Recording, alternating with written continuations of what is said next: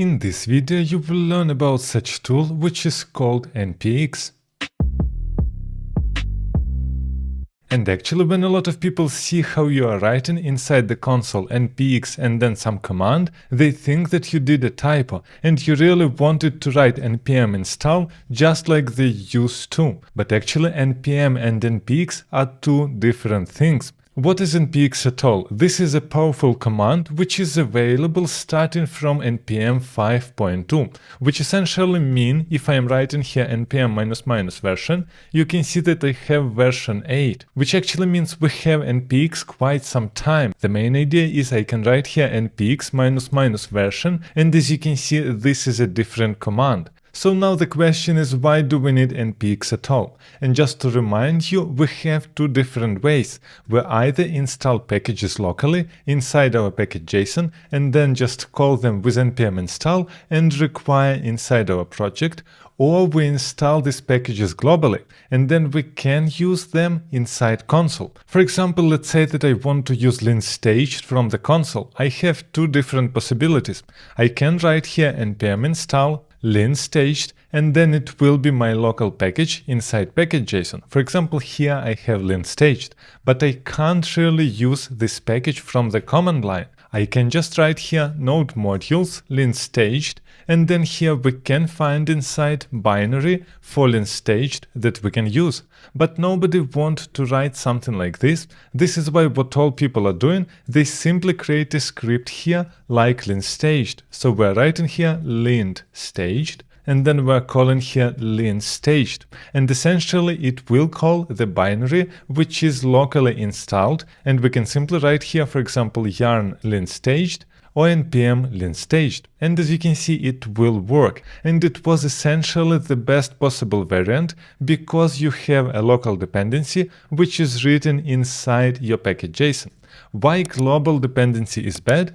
Because for different projects you will install different versions of the same module. For example, we have linStaged of another version, maybe another major version inside other project. And it might be that you need different versions in different projects, which actually means, first of all, you must install this package globally, and secondly, you don't really know what version you must install for this specific project. This is why it was always better to use local version. Which brings us to npx. What it allows us is exactly omitting this using node modules like this inside console, together with creating scripts that we will use later inside our package.json. We can write here npx linStaged, and I'm hitting here enter.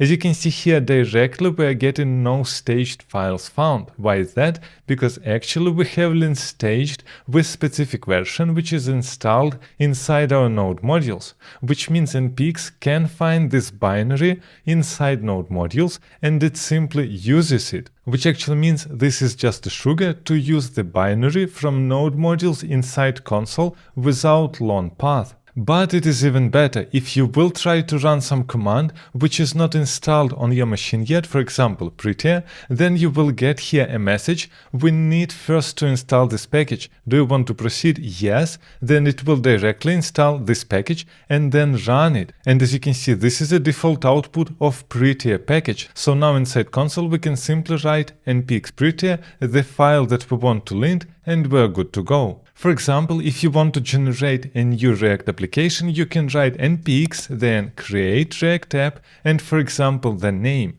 And in this case here, this command will generate for us a new project. So typically in all frameworks, you know that you must install a CLI tool, and only then with that tool you must generate your new project. You don't need to do that with npx, because here you simply generate a new project of create React app by using this create React app generator. So it minimizes global packages that you must install on your machine. Also, previously a lot of developers used tools like nvm or n to switch versions of Node on your machine. For example, you have some old project and there you have a Node, maybe version 8 or 10, and you need to switch between that project and some newer project because you have another Node version. You don't need to use nvm for this anymore. You can simply write here npx node add 10 minus version, and as you can see here, we will install Node directly on our machine, but it will be isolated. In this case here now we can write all commands just with npx node 10, and we know that here we will use node 10 and not node 16, for example. And the last feature that we are getting from npx is the possibility to download shell scripts and just use them inside the console. For example, here I am writing npx and then some URL to GitHub. I'm hitting here enter, and this script will be downloaded and executed. And as you can see here inside this script, we had just a string which was outputted. And actually, if you're interested to know what is the difference between npm and yarn and what tool is better, make sure to check this video also.